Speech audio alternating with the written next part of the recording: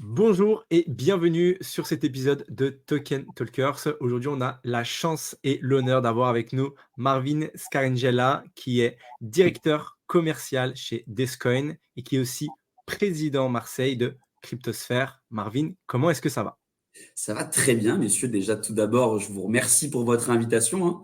Vous avez déjà eu l'occasion d'échanger avec un de mes associés. Du coup, bon, ça fait toujours plaisir et j'ai eu des bons retours. Du coup, déjà, félicitations pour votre travail. J'ai eu l'occasion d'écouter aussi quelques-uns de vos podcasts et c'est du bon travail. Félicitations à vous.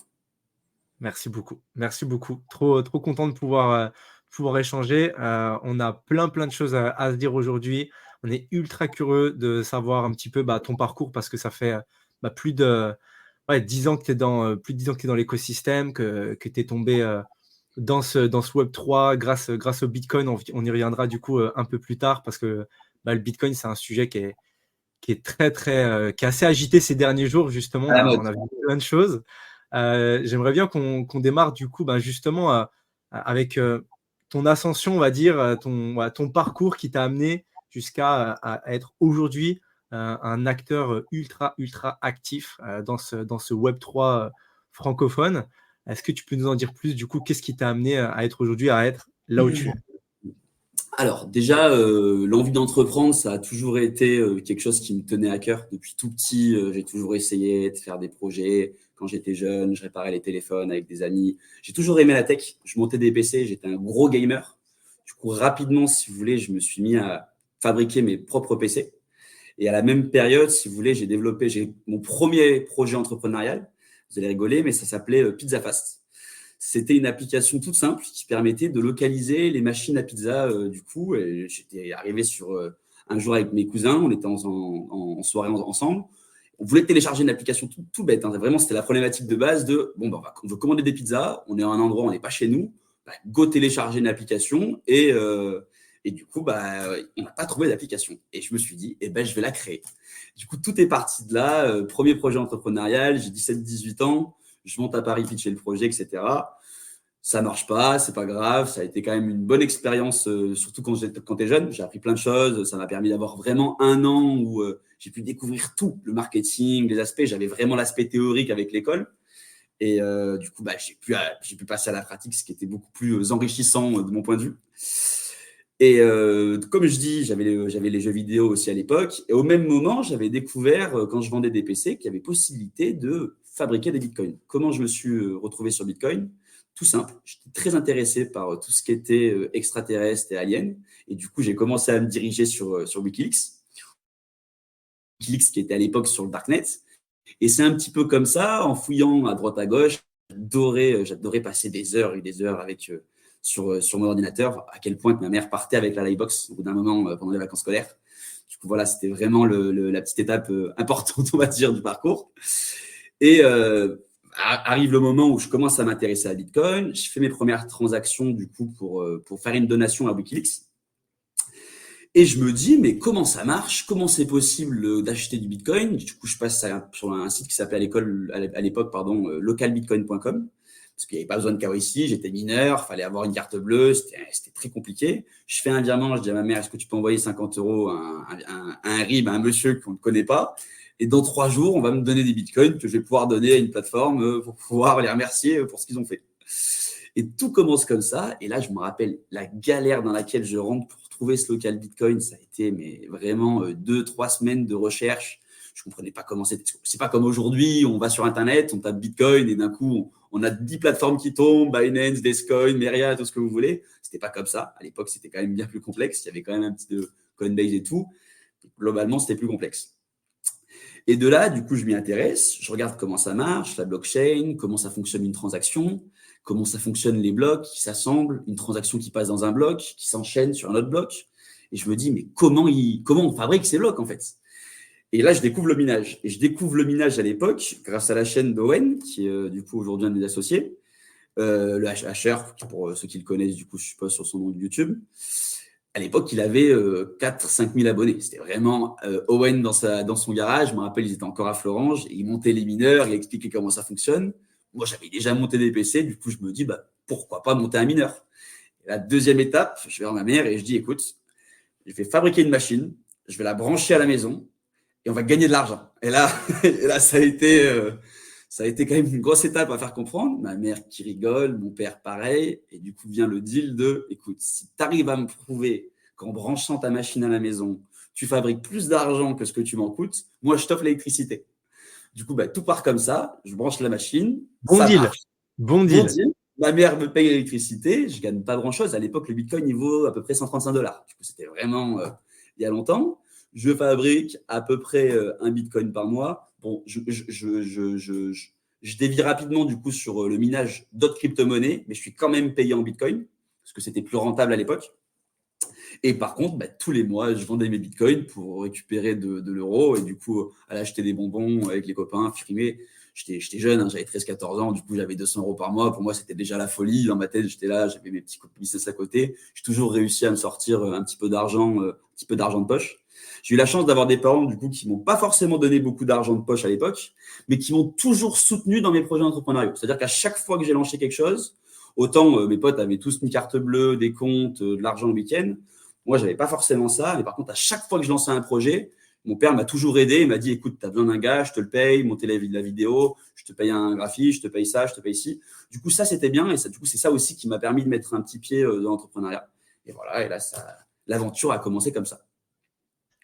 Incroyable, incroyable. Et comme quoi l'environnement peut aider aussi. C'est une belle philosophie de dire voilà, ok, on donne pas forcément de l'argent pour que tu ailles voilà, t'acheter ce que tu veux, etc.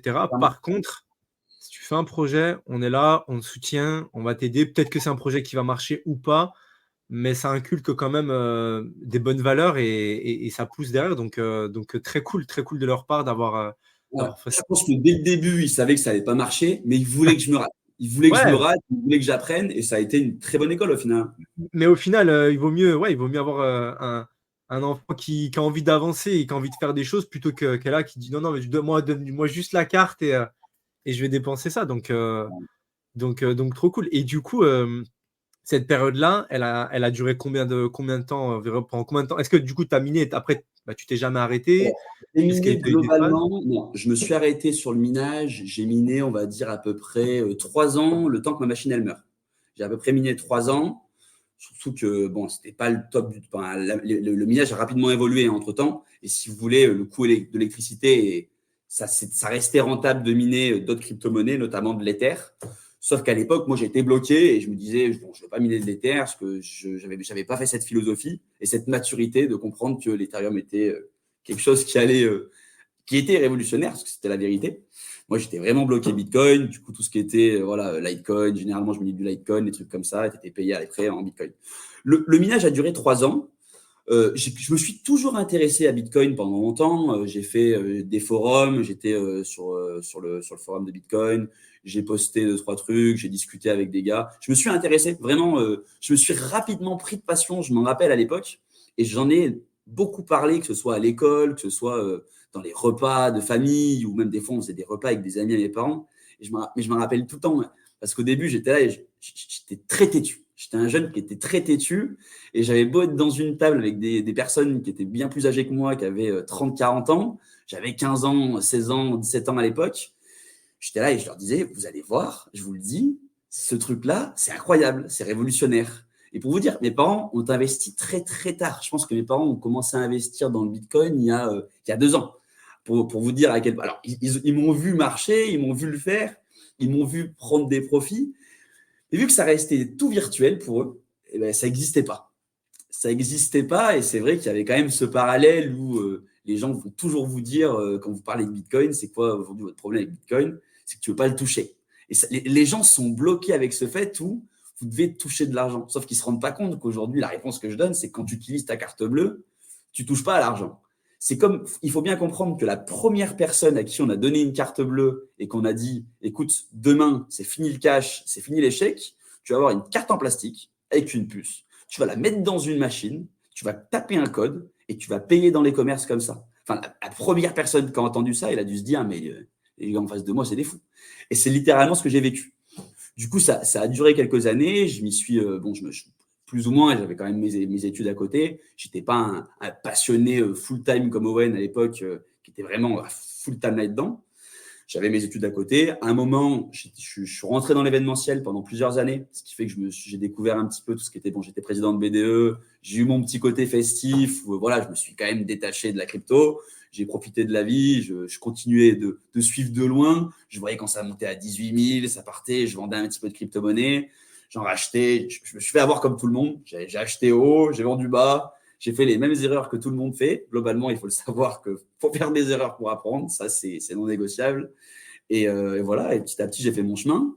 Et je me suis réellement, on va dire, ouvert à l'écosystème en 2018, quand j'ai découvert Ethereum ETHCC. Et c'est là que j'ai rencontré des développeurs qui m'ont un petit peu ouvert les yeux, faut le dire. J'étais vraiment bloqué sur Bitcoin, voilà, tout ce qu'il y a autour, c'est n'importe quoi.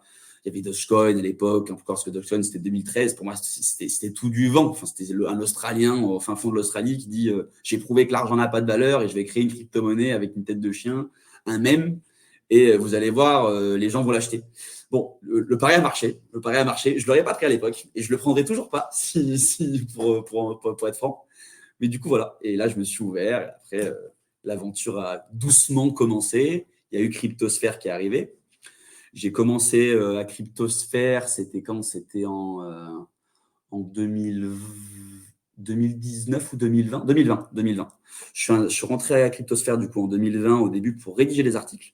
Parce qu'avant ça, j'étais dans une association qui s'appelait Financial Charity Brands. Et en gros, c'était une association, une grosse association étudiante avec 600 membres. C'était déjà pas mal à l'époque. Et c'était vraiment de la finance, mais tradie, pure et dure. Et il y avait un pôle crypto qui avait été ouvert à l'époque et on était 3 dans l'antenne. Du coup, sur les 600, on était les 3 fous à parler de crypto-monnaie. Du coup, c'était vraiment en plus. La crypto, c'était vraiment vu comme les dégènes, les gens qui se lançaient dans la crypto, c'était les fous, on écrivait des trucs, ça va changer le monde, la décentralisation. Rien à voir avec la mentalité de l'assaut, très carré, très truc. Du coup, c'était compliqué au début à s'intégrer. Et la petite histoire drôle dans tout ça, c'est qu'il y a un gars avec qui je travaillais dans l'assaut que j'avais jamais rencontré, qu'on s'était eu au téléphone, qui s'appelait Charlie, que j'ai rencontré l'année dernière, on va dire en live, qui a monté une boîte qui aujourd'hui s'appelle Rufiji, avec lequel on a travaillé et échangé. Et du coup, quand on était en call, on se disait, mais on se connaît, on a déjà échangé, et on s'est revus, du coup, on s'est retrouvés 3-4 ans plus tard. Du coup, voilà, ça a commencé doucement. Bon, on aura l'occasion, je pense, après, avec d'autres questions, détailler un petit peu plus en détail, mais voilà, pour le moment, ça s'est passé comme ça. Ah, trop cool. Ouais, donc quand même, ouais, il y a quand même eu. Enfin, c'est intéressant ce que tu dis parce que tu as été quand même. Tu as été dans les premiers voilà, à avoir la vraie opportunité, à comprendre l'opportunité que c'était, à y croire, à le défendre. Et Dieu sait que Mais ça devait pas être facile à ce qui est défendre. drôle, c'est qu'il y a y croire et il y a se dire ça va atteindre les 20, 60, 50, 100 000. Parce Ouais, qu'il faut vraiment différer. Enfin, il n'y a aucun humain ouais, aujourd'hui, je pense. Toutes les histoires, vous allez entendre des gens qui vous disent j'ai acheté du bitcoin à 3 centimes et je l'ai revendu à 50 000 dollars. C'est soit des gens qui ont perdu leur clé qui l'ont retrouvé 10 ans plus tard, soit des gens qui sont fous. Enfin, l'humain normal qui met 100 euros dans n'importe quel investissement et qui en ressort 10 000, il sort. Il sort. Parce qu'un fois 100, au bout d'un moment, tu peux pas, enfin, tu te dis pas, ça va faire fois 100 000, fois 1 million. C'est pas possible. C'est pas possible. T'as beau avoir la philosophie, être persuadé que ça marche au tout début, surtout quand tout le monde te dit autour de toi, c'est du vent, ça marchera pas. ouais, Surtout, c'est ça aussi au début. ouais. Autant quand tu rencontres après des gens qui sont comme toi, et vraiment, voilà, en 2021, quand j'ai rejoint l'aventure d'Escoin et quand j'ai commencé à bosser là-dedans, là, j'ai rencontré des gens, même s'il y avait Cryptosphère, ça restait des jeunes, c'était pas des gens qui bossaient à l'époque, ça restait étudiants, c'était plein de petits étudiants qui allaient boire des bières et qui discutaient de crypto-monnaie. C'était ça, tu vois, le truc. Mhm. Quand tu te retrouves avec des gens qui bossent et qui créent de la valeur dans ce secteur, tu te rends compte au final que, bah, voilà, il y a quelque chose, t'es pas fou. T'es Ouais. pas fou, il y a quelque chose qui existe, il y a un marché, il y a de la valeur à créer, et du coup, bah, go, quoi. Mais au début, voilà, t'es tout seul, t'as beau y croire, t'as beau te dire ça va changer le monde, tu le dis plus pour te convaincre aussi toi-même. Du coup, voilà, j'ai pas gardé tous mes bitcoins, faut savoir, voilà, je les vendais tous les mois à l'époque quand je les minais. J'ai fait l'erreur, et c'est pas pour autant que j'ai abandonné. J'ai continué à en vendre, cher, pas cher, j'en ai acheté, cher, pas cher. Et voilà, il n'y a personne qui a de boule de cristal, on ne peut pas savoir quand est-ce qu'il faut acheter, peut pas savoir quand est-ce qu'il faut vendre. Et c'est vrai que je pense qu'aussi la finance va évoluer avec ça. Aujourd'hui, Bitcoin, ça reste un actif, je pense, qui a fait ses preuves. On arrive dans une phase où le marché est régulé. On peut dire ce qu'on veut. Il y a 4-5 ans, quand je commençais un petit peu l'aventure, les gens me disaient c'est pas régulé, ça n'existe pas, c'est pas une monnaie. Aujourd'hui, c'est une monnaie légale quand même dans 2 pays dans le monde, le Salvador, l'Afrique centrale. Il y a des ETF qui ont enfin été validés aux États-Unis en début d'année. Il y a une régulation qui a été mise en place, notamment la France a été pionnier d'ailleurs dans la mise en place de cette régulation. Hein. C'est Macron qui a commencé avec l'Obsan et du coup qui à l'époque était à la présidence européenne. Il me semble qu'il ne l'est plus. Hein. Je ne dis pas de bêtises, il me semble qu'il ne l'est plus. Et il a étendu du coup la régulation du PSAN avec MiCA et du coup il a étendu ça à l'échelle européenne. Et aujourd'hui, du coup, les PSAN vont devenir des CASP prochainement. Et voilà, on travaille aujourd'hui dans un marché régulé. Il y a des règles, il y a de la compliance, beaucoup. À mon goût, un peu trop de temps en temps, mais bon, c'est voilà, c'est comme ça, c'est la finance et c'est obligé, quoi. On doit passer les steps comme tout le monde, comme toutes les banques, comme toutes les institutions financières. Et petit à petit, on avance. Mais je pense que ça va dans le bon sens. Mais aujourd'hui, on ne peut plus dire, quand les gens me disent ça ne marche pas, ça n'existe pas, j'y crois plus. Enfin, à un moment, tu me le dis il y a 10 ans, il n'y a pas de souci. OK, on spécule sur du vent. Aujourd'hui, c'est plus du vent. Aujourd'hui, il y a un marché, il y a des entreprises qui travaillent, il y a des entreprises qui bossent, qui créent de la valeur. Il y a des vrais secteurs. Moi, je le vois, je participe à plein d'événements. Partout dans le monde, il y a des événements. Voilà, ça y est, on est lancé. Maintenant, on va voir jusqu'où on va aller et quelles vont être les limites du secteur, hein, parce qu'il va y en avoir, c'est sûr. Hein. La régulation, ça a du bon, mais ça a aussi un petit peu de mauvais, parce que la philosophie quand même derrière Bitcoin, c'est tout ce côté de liberté, de disposer soi-même de ses fonds, de pouvoir faire un petit peu ce que tu veux. C'est ça aussi le jeu. Et la régulation, c'est tout l'inverse. La régulation, c'est non, je veux savoir ce que tu fais, quand tu le fais et comment tu le fais. Je veux savoir combien tu as gagné, à la limite combien tu as perdu, je m'en fiche. Parce que les moins-values, on s'en fiche un petit peu. Aujourd'hui, on ne peut pas les déclarer. Alors que la plus-value, par contre, quand tu fais ta plus-value, moi, je veux prendre mon chèque parce que tu as gagné de l'argent et là, par contre, ça m'intéresse. Du coup, voilà, c'est ça le jeu. C'est aujourd'hui, c'est ça le monde dans lequel on vit. Ouais, mais c'est clair. C'est clair que c'est vraiment en train de se réguler dans le bon sens, en fait. Au final, nous, on a eu des personnes qui avaient travaillé justement chez l'AMF, qui ont participé justement à l'écriture du PSAN, etc. Et c'était incroyable. C'est incroyable de se dire, on est dans un organisme dans un environnement en France qui nous permet d'évoluer de la bonne manière, parce qu'il y a des pays où il y a des législations où justement, c'est tellement vague donc il y a des gens qui lancent des projets, qui embauchent du monde, qui font des choses à fond. Et derrière, quand va venir toute la réglementation, en fait, ils vont juste fermer, quoi. Ils vont juste fermer leur boîte. Alors que je pense que c'est une chance. Alors, comme tu dis, c'est pas évident parce que ouais, faut se plier un petit peu. Il faut, voilà, il y a des compromis à trouver, on va dire. Mais au moins, ça garantit déjà la protection des investisseurs, ce qui est en tout cas l'objectif numéro 1 de l'AMF, et de faire les choses correctement. Et qu'aujourd'hui, si en France, on veut bâtir une boîte qui doit avoir de la régulation, de la réglementation, etc., on sait qu'on est bien accompagné. Il y en a plus de chances que notre boîte, dans 10 ans, elle soit encore là, plutôt qu'au prochain BIR, elle n'existe Alors, plus, quoi.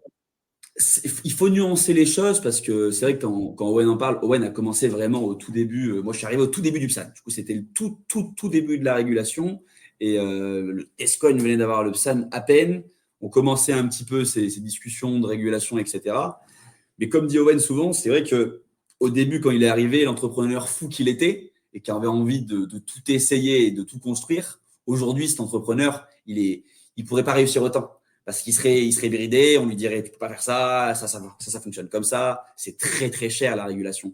Nous mettre en place une plateforme régulée, ça nous a coûté 1 million. Enfin, c'est ça aussi la vérité. Le petit entrepreneur à l'époque qui veut lancer sa boîte et qui décide de lancer Just Mining ou Smartcoin qui est devenu Descoin aujourd'hui, il est là et il se dit on y va et on verra bien comment ça se passe. C'est pas non, il y a des règles, il faut faire comme ça, il faut faire comme ci, il va y avoir des contrôles. Vous allez venir, il y a des gens qui vont venir vous auditer, il y a des commissaires aux comptes, il y a aussi le travail comptable derrière. Ça a été aussi un accompagnement, ça a été une phase complexe, hein, trouver un comptable, lui faire expliquer que bon, travaille avec de la crypto-monnaie. C'est pas une monnaie, c'est pas non plus de l'or, c'est pas qu'est-ce que c'est? Bah voilà. Ici, on l'appelle l'actif numérique, c'est le terme qu'on utilise en France, mais dans l'autre partie du monde, on ne sait pas trop. On appelle ça une crypto-monnaie. Bon, c'est intéressant et vraiment, ça a été hyper enrichissant d'accompagner même nos comptables ou dans la découverte un petit peu de l'écosystème, puisqu'on l'a découvert aussi avec eux. Et non, c'est hyper enrichissant. Mais voilà, la régulation a du bon et du mauvais, parce qu'aujourd'hui, les entrepreneurs qui arrivent, on le voit, hein, c'est des gars qui sont quand même bien plus entourés, c'est des gars qui lèvent des fonds, c'est des start-upers qui ont de l'expérience.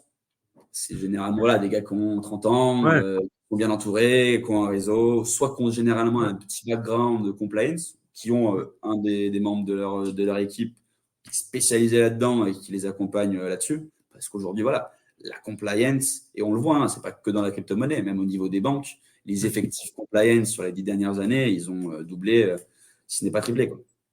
Ouais, et puis même, même justement, il y a aussi il y a même des cabinets, d'avocats qui se spécialisent aussi, Web3, qui sont vraiment orientés à 100 là-dedans et qui peuvent apporter, des vrais conseils avec une vision. En tout cas, tous ceux qu'on a rencontrés, je trouve qu'il y a une ouverture d'esprit qui est super et ils ont une vision même pas que «micro» entre guillemets France. Ils ont vraiment une vision plutôt même européenne où ils sont capables de dire, bah, tu vois, là, dans ce pays-là, ça se passe comme ça.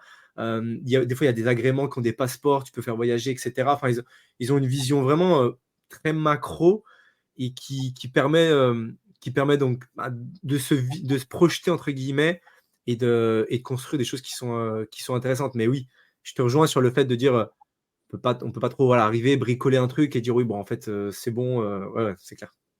On le peut, mais voilà, faut Et, rester pure crypto. Il faut rester vraiment ouais, 100% crypto et pas avoir de pied, on va dire, dans le monde réel. Parce qu'aujourd'hui, nous, nos boîtes, c'est ça. Enfin, on fait le ouais, parallèle. On est un SaaS parce qu'on a un petit pied dans la finance tradie. On travaille avec des banques qui nous permettent du coup de sortir de l'euro.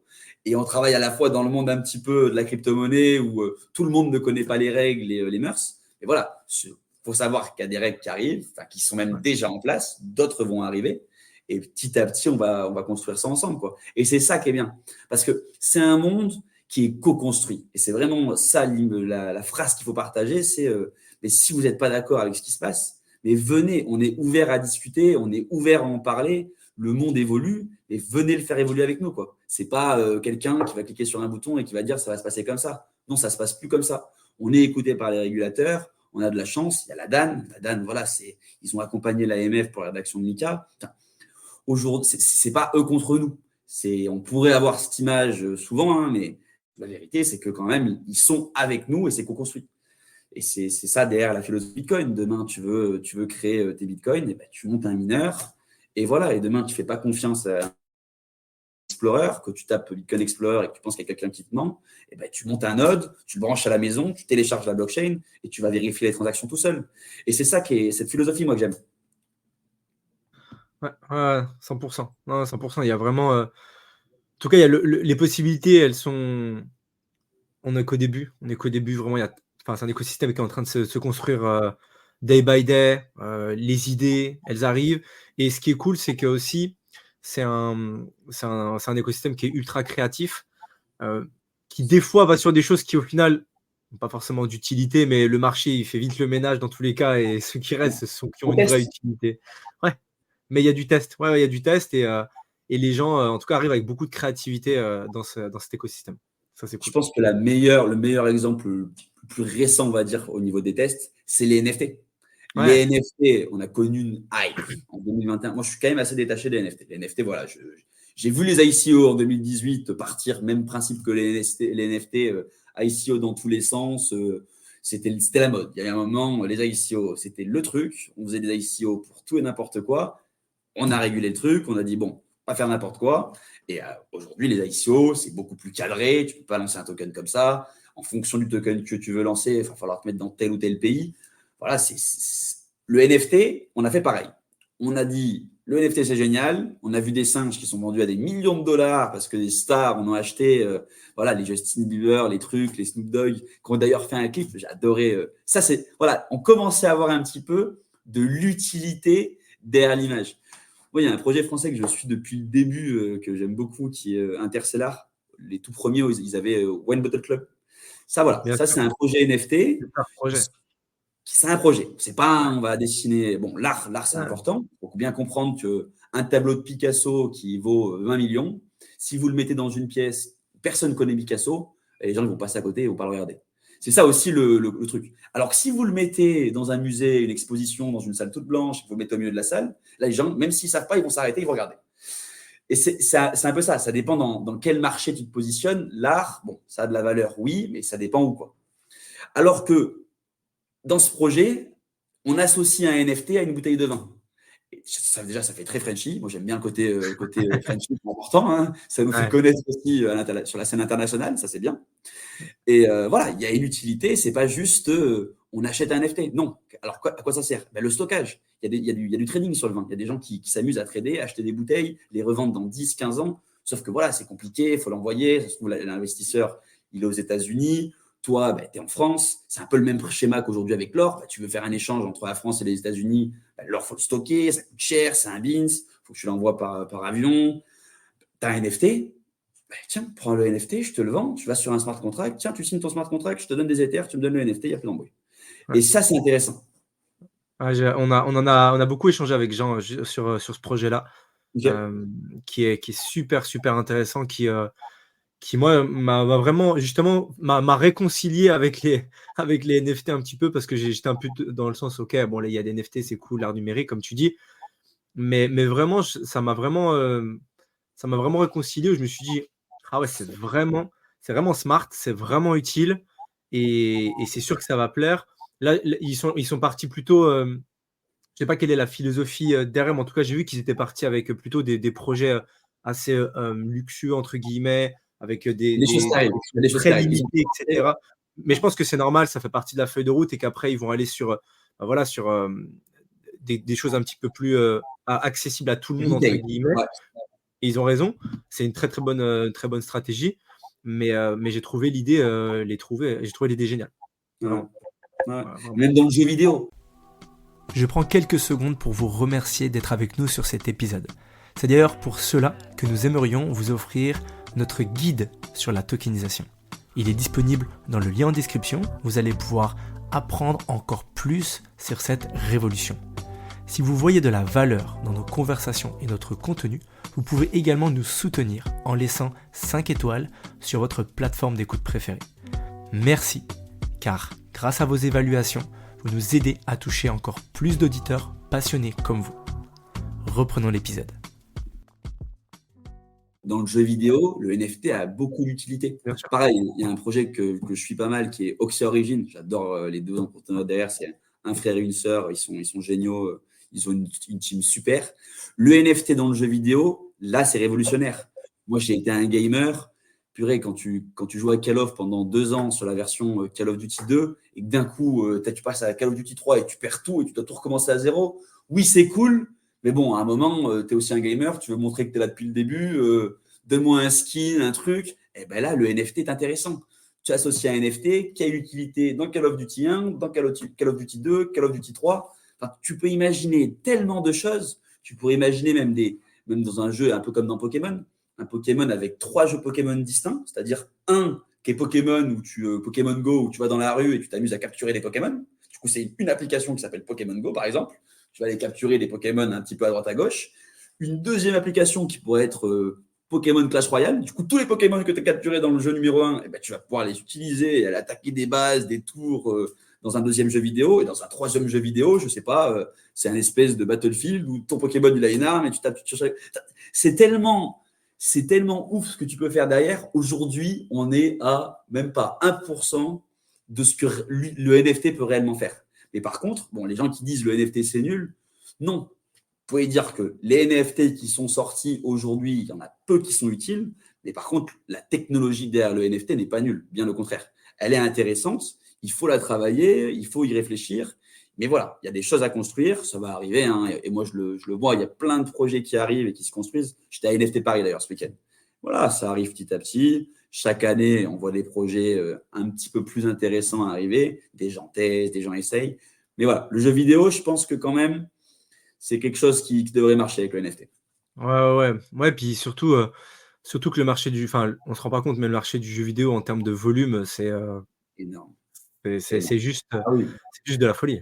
Donc quand ils vont arriver à en fait faire que ça soit vraiment user friendly et que ça soit camouflé, qu'en fait les gens s'en fichent de la blockchain, ils savent juste, comme tu dis, ils peuvent acheter leur skin là et la réutiliser dans un autre jeu. Et en fait, c'est très facile. Et ouais, en fait, ils font le même procédé. Ils peuvent acheter des choses, des items. Mais en fait, ah ok, cet item, mais je peux le balancer, je peux le cross-utiliser dans un autre jeu.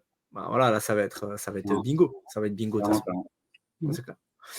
Moi, j'aimerais qu'on revienne sur ce thème du Bitcoin, qui est quand même un thème bien chaud en ce moment. On en a parlé un petit peu en off avant de démarrer. Là, il a touché, c'était quoi? Il a touché 64. 64, 64 hein, 000 64. dollars. 64 000 dollars. Donc là, ça bouge bien. Comment tu te sens là par rapport à justement à ce Bitcoin à 64 000 dollars là? Alors, très excité. Les gens qui me connaissent savent, Bitcoin, c'est quand même quelque chose qui fait partie de moi aujourd'hui. Je suis quelqu'un, dès que je poste une story, je mets toujours un petit Bitcoin dessus, petit cachet pour le clin d'œil. J'adore ça. Enfin, moi, je suis un passionné de la philosophie qu'il y a derrière. Je trouve que Satoshi Nakamoto, c'est du coup le fondateur, pour ceux qui ne savent pas. On ne sait même pas si c'est une personne ou un groupe de personnes. Mais voilà, c'est l'entité qui a derrière ce projet. C'est révolutionnaire. Ce qu'il a construit, n'importe qui aurait construit ça, il serait allé sur la scène, il aurait dit c'est moi qui ai fait ça. Il y a même des gens qui ne l'ont pas fait, qui sont allés sur la scène et qui ont dit c'est moi qui ai fait ça. Du coup, déjà, l'histoire de base, elle est dingue. Est-ce que c'est parce que ça se trouve, on ne le sait pas, mais le gars, il a été tué par le FBI et du coup, c'est aussi peut-être pour ça qu'il n'est pas allé sur la scène. Mais bon, dès le début, on le voit avec les échanges. Il y a encore des échanges de mails là, qui sont tombés récemment. Et dès le début, il disait je ne veux pas me mettre en avant, je ne veux pas que ça se sache. C'est un truc pour le peuple. C'est quelqu'un, c'est pour le peuple. Et moi, cette philosophie, ça me prend par les tripes. Là, aujourd'hui, ce qu'on vit, c'est hyper intéressant. Il faut savoir qu'il y a un ETF Bitcoin qui a été validé du coup en début d'année aux États-Unis et que c'est quand même quelque chose d'assez gigantesque. L'ETF, il y a deux positions par rapport à ça, parce qu'on sait qu'il y a eu, à cause des ETF sur l'or, quelques manipulations par des grosses entités, BlackRock, etc. Enfin, il y a eu quelques magouilles par rapport à ça. Certains disent que c'est possible qu'on réitère l'expérience avec Bitcoin, mais de la même façon, c'est quand même, comme j'en discutais avec un ami hier, c'est plus facile, je trouve, demain de dire, écoutez, si on est censé avoir acheté tant de Bitcoin sur l'ETF, donnez-nous juste les deux adresses qui sont censées détenir les ETF, les Bitcoins détenus par les ETF, et c'est public. N'importe qui peut aller sur Internet, il va sur un Explorer, il copie-colle les deux adresses, et ben voilà, il y a tant de Bitcoin, on est censé en avoir tant sur l'ETF, c'est plus clean. Alors que si c'est de l'or, il faut appeler quelqu'un, il faut peser l'or tous ensemble autour de la table. Tu sais bien que le gars, là on parle de millions. Ça se trouve, le gars, il a un chèque de 2 millions quand il part. On lui dit, allez, tu rajoutes 2 tonnes. Tu dis qu'il y avait 2 tonnes en plus. Tu ne les as pas vues, mais t'inquiète, ils sont là. Voilà. C'est quand même plus caché. Le Bitcoin, pour ça, c'est quand même plus simple. Alors voilà, ces ETF ont été validés. Il faut savoir que ça fait quand même une bonne dizaine d'années qu'ils essayent de faire passer des dossiers, notamment Grayscale. Et là, d'un coup, ça a été fait janvier. Ça avait commencé à être pricé dès le début, parce que voilà, on s'attendait forcément, si l'ETF est validé, ça veut dire les institutionnels vont commencer à se positionner. Aujourd'hui, ça reste un secteur qui est très retail, même si on a vu dans le bull run précédent quelques grosses entreprises se positionner, comme Tesla, comme SpaceX, qui étaient quand même associés un petit peu à l'écosystème d'Elon Musk. Il y a aussi MicroStrategy avec Michael Saylor. Il y a beaucoup. Ça a commencé, mais ce n'était pas encore, on va dire, toutes les institutions financières qui allaient se positionner sur le Bitcoin. Là, du coup, ça change. Les codes changent. Normalement, on est sur des phases cycliques, avec un cycle qui est pondéré par le halving. Pour faire une petite définition du halving, c'est simplement la division de la récompense issue du minage des blocs par 2. Elle est effectuée tous les 210 000 blocs, soit à peu près tous les 4 ans. Et c'est ce qui permet que le Bitcoin devienne de plus en plus rare et qu'il atteigne du coup sa supply maximale de 21 millions. Au tout début, on minait 50 Bitcoins par bloc en 2008. Après, on a connu du coup le premier bull run en 2013. On est passé de 50 Bitcoins par bloc à 25. Du coup, on passe de 0 à $135. C'est la dinguerie. Quand vous voyez les vidéos à l'époque, vous dites impressionnant cette époque. Après, bon, ça redescend, bear market. Ça repart, division des blocs par 2, on passe de 25 à 12,5. Là, on arrive 2018. 2018, on commence pour la première fois réellement à entendre parler sur les différents médias, même français. Hein. Le Bitcoin à 18 000 $, le Bitcoin bat des records. Bon, ça commence. Retour au bear market. Faut que ça vienne à chaque fois. À chaque fois, on dit non, cette fois-ci, c'est le dernier, il n'y en aura pas, il n'y en aura pas. Pour le moment, il n'y a toujours rien. Et là, c'est reparti. Et là, du coup, on redivise les blocs par 2, 12,5, 6,25. Et là, on est parti à 69 000 $ qu'on a tapé en novembre 2021. Reparti, retralala, ça redescend. Et là, on est sur une phase où ce qui est censé marquer le début entre guillemets, du bull run, c'est le halving. Le halving, il arrive dans 2 mois. Il arrive dans 2 mois en avril prochain. Et on est quasiment en train de visiter la TH. Du coup, c'est quelque chose qui est littéralement extraordinaire. À la fois, ça fait peur parce que du coup, ça ressemble pas du tout à ce qu'on connaît habituellement. C'est quelque chose qui est différent des cycles précédents. Mais bon, tous les cycles ne sont pas exactement pareils. Et aujourd'hui, c'est aussi pour ça que c'est très compliqué de faire des robots de trading sur le Bitcoin parce qu'il manque de données. Il manque de données et pour tester un robot, il y a besoin de beaucoup de données. C'est pour ça qu'on fait des robots généralement sur l'or, sur le pétrole. On a 100 ans, 70 ans de données, voilà, avec des guerres qui arrivent, des crises, 2008, subprime. On voit des choses. Enfin, pour tester un actif, il faut le faire vivre. Il faut lui mettre 2-3 tartes. Bon, de temps en temps, il faut aussi lui donner des victoires, parce que c'est important, et c'est comme ça que ça fonctionne. Mais du coup, voilà. Aujourd'hui, on est dans une phase où la crypto-monnaie a une petite hype dans le cercle de la cryptosphère. Mais pour autant, moi, je n'ai pas mon copain qui m'envoie des messages sur Instagram et qui me dit « Oh Marvin, c'est le moment d'acheter du Bitcoin ». Alors que l'année dernière, à 69 000 $, je recevais des messages sur Instagram. Hein. Il y a tout le monde, même dans les bars. Je trouve dans un bar, il n'y a que des experts crypto. Hein. Il n'y a que des experts crypto autour de toi. Les gens, ils ont découvert ça il y a 1 ou 2 ans, mais ils parlent de NFT, ils parlent de blockchain et tout. Ils utilisent des mots, ils ne savent même pas comment ça fonctionne. DeFi et tout. Ils utilisent un petit peu tout le vocabulaire qu'ils ont vu sur les vidéos. Et après, voilà, comme d'habitude, ils prennent une tarte, les gens perdent de l'argent et d'un coup, le Bitcoin, ça ne sert à rien. Là, on est dans une phase où c'est des gros poissons qui se positionnent. C'est des gars qui ont plus, c'est plus des retail. Hein. Là, c'est des gros poissons avec des portefeuilles peut-être à 500 millions, 1 milliard, qui market buy, et aussi des institutions financières qui, grâce à l'ETF, proposent à leurs clients de s'exposer de façon intelligente sur le secteur des crypto-monnaies de 1 à 3% de leur épargne. Voilà, aux États-Unis, il y a quand même une éducation qui est beaucoup plus prononcée sur la finance. Enfin, c'est véridique par rapport aux pensions de retraite. Voilà, les gens savent que s'ils veulent une retraite, ils doivent investir. Et c'est comme ça que ça fonctionne. Et c'est aussi majoritairement pour ça que les marchés financiers américains montent un peu plus que les marchés européens, parce qu'en France, on n'a pas cette philosophie. Voilà, ça ne fonctionne pas comme ça, les retraites en France. On ne va pas donner notre avis politique là-dessus. Mais voilà. Aujourd'hui, on est dans une phase un petit peu bizarre où à la fois, je ne vais pas vous mentir, au bureau, c'est la fête. Tout le monde saute partout et Bitcoin à 64 000, c'est dingue. Hein, on s'y attendait, mais alors pas le moins du monde. Hein, et moi, le premier, moi, je m'attendais, mais alors pas le moins du monde. Moi, j'étais vraiment en mode, je vais continuer d'acheter. J'ai même des potes qui me disaient à 45 000, écoute, qu'est-ce que tu fais? J'avais des amis à moi ou mes parents qui me disaient, est-ce qu'on achète, on vend? J'étais là, on a triplé depuis le début de l'année. Je ne pense pas que c'est le moment. Enfin, moi, je disais clairement, je ne pense pas que c'est le moment d'acheter là. Pour moi, on est censé avoir une correction. À un moment, ça fonctionne comme ça depuis le début. On est censé avoir une correction tous les 3-4 mois d'au moins 30%. Et puis, c'est normal. Quand un actif, il fait x3, x4, au bout d'un an, voilà, il faut qu'il corrige. Et c'est totalement naturel. Là, la vérité, c'est que depuis les 20 000, on monte et on monte à la verticale. Et quand est-ce qu'on va s'arrêter? Est-ce que ça va être à 100 000? Est-ce que ça va être ça se pousse à la fin? Ça se trouve, on a vu le top. 64, c'était top. J'espère pas quand même, parce que on n'a pas eu toute la folie et le folklore qu'il y a eu encore. Moi, c'est quand même que le début. Mais voilà, on est quand même sur une phase particulière. Aujourd'hui, je ne saurais pas dire. Je n'ai pas la boule de cristal. Est-ce que ça va monter? Est-ce que ça va descendre? Je ne le sais pas. Tout ce que je sais, c'est que pour moi, Bitcoin a largement fait ses preuves sur les 10 dernières années.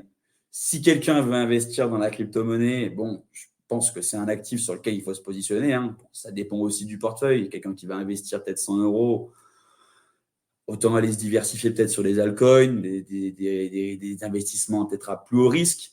Alors quelqu'un qui va investir 100 000 € et qui ne va pas se positionner sur du Bitcoin, ça, je trouve ça dommage. Je trouve ça pas smart. Voilà, ça reste quand même un actif qui est volatile. les gens en banque, tu vas voir ton banquier, aujourd'hui, il te propose du 5-10% par an. Et c'est dingue. Même le gars qui te propose du 10% par an, c'est quand même pas trop mal. Hein. Tu trouves un fonds qui te propose du 10% par an, c'est pas dégueu. Aujourd'hui, le Bitcoin, il est capable de faire un x2 du jour au lendemain. Du coup, voilà, est-ce que vraiment, c'est pas suffisant pour toi? Avec 100 000 euros, est-ce que un x2, ça ne te suffit pas? Dans ce cas-là, est-ce que tu es vraiment au bon endroit? Est-ce que c'est vraiment ce que tu cherches? Pour si quelqu'un, s'il met 100 000 euros et qu'il a 10 milliards derrière, c'est sûr qu'il y a aussi ça qu'il faut prendre en compte. Mais voilà, moi, je pense que le Bitcoin reste quand même un actif aujourd'hui intéressant et qu'il devrait être dans tous les portefeuilles. Pour moi, si tu veux investir dans la crypto-monnaie, il faut au minimum s'intéresser à la philosophie qu'il y a derrière Bitcoin. Je veux bien qu'il y a plein de produits qui existent. Hein. Même nous, là, on a lancé une crypto-monnaie récemment, Tada. Dans les bureaux, là, ils sont avec nous. Je les vois et c'est génial. Enfin, l'euphorie, lancer son token, c'est génial. Mais oui, il y a plein de projets géniaux. Il faut bien aussi vous dire que derrière ces crypto-monnaies, il y a des gens qui travaillent, à part Bitcoin, forcément, bon, qui est quand même quelque chose de plus communautaire. Il n'y a pas de patron. Du coup, c'est pas pareil. Mais toutes les autres, il y a un CEO, quoi. Il y a un CEO derrière. Il y a un visage sur lequel demain, s'il y a un problème, on dira c'était lui. C'était lui qui a fait des bêtises.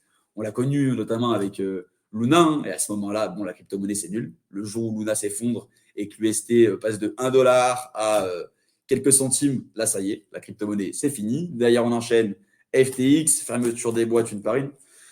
Voilà, les cycles sont tous différents.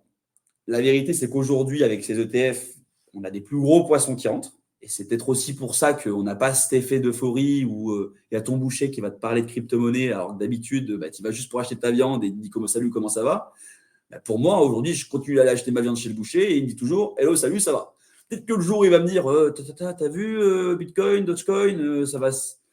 Là, à ce moment-là, je me poserai des questions. Mais aujourd'hui, on frôle la TH. On est à 5 000 $ de la TH, ce qui est littéralement rien du tout avec un Bitcoin. C'est 8%, c'est rien du tout.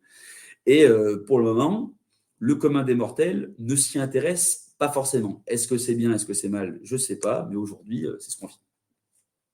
Ouais, puis peut-être qu'aussi les gens ont cette mémoire de se dire ah ok, on s'était excité la dernière fois quand c'était à 69 000. Peut-être que les gens sont un peu moins euphoriques entre guillemets, les gens qui sont pas dedans, tu vois. Est-ce qu'il y a peut-être ce travail d'éducation qui du coup a été fait et tu vois, ils sont un peu plus sans réserve avant de sauter au plafond ou parce qu'ils ont toujours la douleur de l'argent qu'ils ont perdu. Ouais, non, mais c'est possible. Hein. Et puis, il faut être conscient. Hein. J'en ai perdu de l'argent aussi. Hein. Quand tout le monde en gagne, j'en gagne. Moi aussi, quand tout le monde en perd, je suis comme tout le monde, j'en perds aussi. Hein. Faut pas croire. Hein. Il y a des hauts et des bas, hein, surtout dans ce monde-là. Quand tu montes vite. Et quand tu descends aussi vite. Et c'est le jeu. Et je pense qu'il faut aussi se détacher de ce côté volatilité, gain monétaire. Et moi, c'est ça que j'aime bien dans ce monde-là. Et c'est ça que je dis toujours aux gens que je rencontre et quand je leur parle de crypto-monnaie, moi, ce qui me passionne et ce qui me donne cet entrain à rester ici et continuer de builder dans ce secteur, c'est quand tu vois des entrepreneurs et que tu leur parles, que ce soit aujourd'hui, bon, certes, aujourd'hui, voilà, on est dans un marché régulé, du coup, c'est un peu plus simple, mais même il y a 5-6 ans en arrière, les gars qui étaient en train de builder les AAV, les Paraswap, tout ce que tu veux, ils te parlent avec des étoiles plein les yeux et ils te disent, on va changer le monde. On va changer le monde. On te dit, il n'y a pas de règles, mais t'en fais pas. On va les construire ensemble, les règles. Et ça, c'est génial. Et rien que d'en parler, j'en ai des frissons. Et même encore à NFT Paris ce week-end, tu rencontres des gens qui sont en train de construire des projets, des jeunes, même à Cryptosphère, je le vois, on a accompagné plein de projets, des gens qui ont levé, ils avaient 20 ans, 18 ans, ils levaient 5, 10, 20 millions. Tu te dis, mais c'est lunaire. Enfin, à quel moment un gars, il a 18 ans et il va aller voir des ventures et il va leur dire, écoutez, je vais créer un projet, vous savez, vous en faites pas, ça va révolutionner le jeu vidéo et où la finance est centralisée et on a besoin de 20 millions pour réussir. Et les gars, ils sont en face, ils ont 40 ans et ils disent, eh ben, let's go, je vous donne les 20 millions. En vrai, c'est dingue. Mais voilà, c'est ça aussi qui est excitant. C'est l'argent, forcément, ça attire du monde. Et c'est ce qui fait aussi que les gens s'y intéressent. Mais bon. Est-ce que les gens sont réticents au fait que, bon, comme tu dis, la dernière fois, à 69, il est redescendu en bas? Je ne sais pas, parce que dans notre secteur, il y a un truc qui s'appelle le FOMO, c'est le Fear of Missing Out. C'est-à-dire que quand il y a un truc qui pump, les gens, ils sont là et ils se disent, bon, j'ai pas acheté. Et je le vois. Là, j'ai 2-3 potes qui me disaient, à qui je redis, quand on était à 45, et je disais, moi, je n'achèterai pas pour le moment, je suis en mode je vends, parce que moi, je vendais. j'ai acheté tout le long. Du coup, au bout d'un moment, il faut aussi prendre des profits. Et c'est ce gars-là qui est là. Aujourd'hui, il le voit à 64 et il dit je vais acheter. Est-ce que c'est la bonne solution? Je ne sais pas. Est-ce que demain, ça se trouve, demain, il sera à 100 000 et tu m'en voudras de t'avoir dit faut pas acheter. Et ça se trouve, demain, il sera à 40 000 et tu me diras la dernière fois, tu m'avais dit qu'il fallait attendre. Du coup, voilà, c'est toujours aussi le petit côté compliqué. Ouais, c'est comme tu dis, comme tu as très bien dit, il y a personne qui a de boule de cristal. Les investissements, il faut dans tous les cas, c'est quelque chose de personnel. Il faut vraiment bien se poser et avoir une vraie stratégie d'investissement, de se renseigner, de se dire: «OK, quel va être mon plan?» Et ça, nous, on le répète souvent, c'est-à-dire que dans tous les investissements, tu dois avoir un plan. Et il vaut mieux un mauvais plan que pas de plan du tout. Il vaut mieux se dire: «OK, je l'achète ça, j'achète cet actif-là.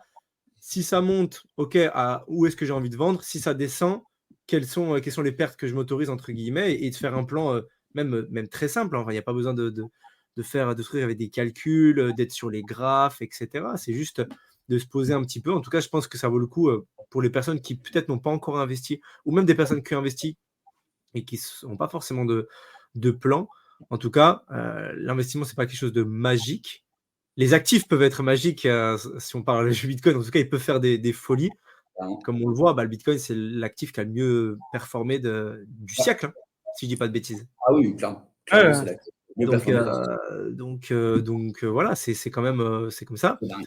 Mais c'est bien de se mettre quand même un petit plan, avec de se dire: «OK, quels sont les différents scénarios qui peuvent arriver? Et moi, en fonction de tel scénario, comment est-ce que je vais réagir? Comment est-ce que je vais faire?» en essayant d'enlever un maximum d'émotions. Clairement. Clairement, clairement. Et comme tu dis, tu as raison. Quand tu investis, il faut avoir un plan. Ouais. Mais voilà, au bout d'un moment, quand tu as du capital, c'est aussi cool, des fois, de parier sur des entrepreneurs pour avoir ce côté un petit peu advisor où tu vas aller accompagner les projets, les challenger un peu. Vous en êtes où aujourd'hui? Tu leur mets un petit peu des deadlines. Parce que quand tu as investi dans un projet qui n'existe pas encore et qui se construit, l'entrepreneur en face, vu que tu lui as donné de l'argent, il se sent un petit peu redevable. Du coup, il va répondre à ton téléphone, et quand tu l'appelles, quand tu dois un message, il va te répondre. Et au bout d'un moment, si ça marche ou que ça marche pas, et généralement, soit tu as la phase où le gars il est là, il n'ose plus trop en parler et ça n'a pas marché et c'est la merde et il sait pas trop comment te dire écoute, on a tout perdu, mais bon, comment ça se passe? Je suis désolé. Et à la fois, des fois, tu as l'entrepreneur qui scale up. Moi, j'ai vu des projets crypto qui sont lancés et qui ont explosé et le gars, il répond plus parce que il est tellement sous l'eau parce qu'il a des calls dans tous les sens. Au bout d'un moment, il t'envoie un message, il dit écoute, pas te mentir, il y a un Vinture, il vient de mettre 400 000 balles dans le truc. Il me demande des rendez-vous et il me demande de rendre des comptes. Toi, tu as peut-être mis 10 000, mais bon, lui, il en a mis 400. Ok, voilà, quoi. Faut aussi faire le côté. Moi, j'aime bien des fois parier sur des entrepreneurs, des gars cool.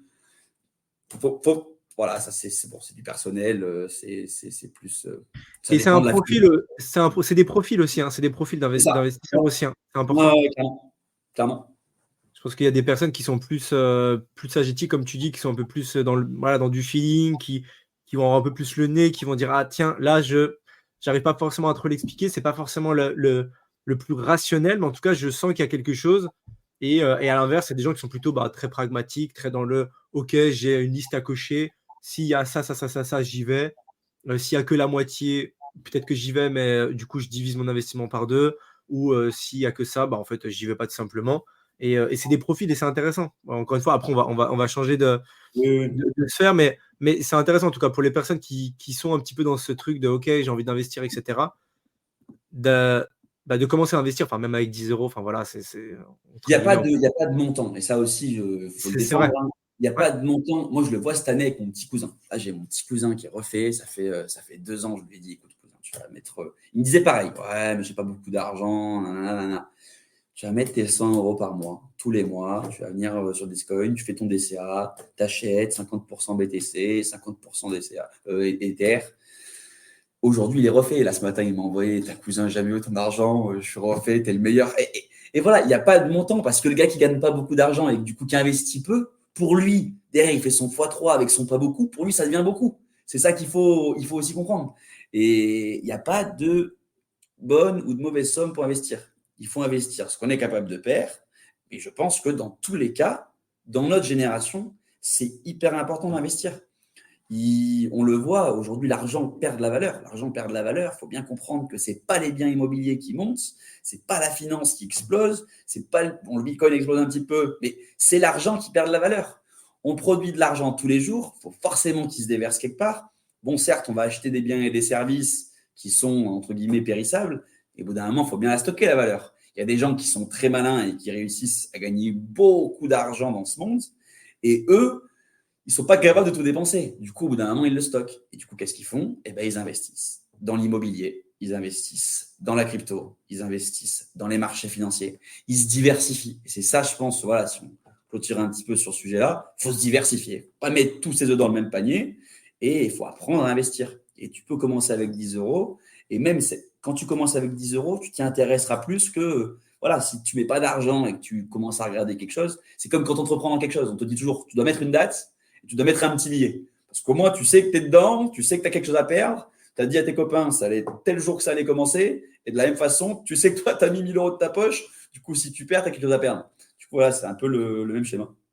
Ouais, tu es plus engagé, entre guillemets, et au moins tu vis la chose. Tu vis la chose. Ok. Moi, j'aimerais qu'on aille un petit peu plus du côté de Descoin. Du coup, si tu peux nous en dire plus pour les personnes qui ne connaissent pas ce que vous faites, comment est-ce que vous opérez, quelle est un petit peu la vision et ouais, dans quoi est-ce que vous allez pour cette année 2024? Alors, aujourd'hui, Descoin, c'est un broker de crypto-monnaie. Il faut savoir, voilà, il y a deux types de plateformes. Vous allez avoir des exchanges sur lesquels vous allez retrouver des order books. C'est le fameux chandelier japonais avec les barres de trading, les acheteurs en bas et les vendeurs en haut, en rouge et en vert. Le but d'un broker, c'est vraiment d'agréger tous les exchanges disponibles pour permettre aux clients d'obtenir le meilleur prix à l'instant T. Parce qu'il faut savoir que du coup, dans la crypto-monnaie, aujourd'hui, il n'existe pas un prix régulé pour les actifs numériques. À la différence, par exemple, sur les cotations, par exemple, des monnaies où il y a vraiment un prix qui est affiché partout pareil, sur la crypto-monnaie, ce n'est pas le cas. Et du coup, vous pouvez avoir des spreads qui sont appliqués d'une plateforme à l'autre. Et du coup, sur une plateforme A, vous allez voir un Bitcoin à 50. Sur une plateforme B, vous allez avoir un Bitcoin à 51. Et sur une plateforme C, vous allez l'avoir à 45. Et du coup, notre rôle à nous et notre métier, c'est de se dire, OK, le client, il veut acheter 10 000 euros. Ça se trouve, je vais lui acheter 2 000 euros sur la plateforme A, 3 000 euros sur la plateforme B et 5 000 euros sur la plateforme C. Et c'est ça, du coup, notre métier, c'est de faire simplifier le parcours utilisateur pour qu'à la fin, le client, il ne se sente pas perdu. Parce que demain, tu te retrouves un petit peu sur un Binance, tu arrives dans ce monde, tu vois les trucs qui montent, qui descendent. Moi, je me rappelle, quand je suis arrivé au début, c'était compliqué.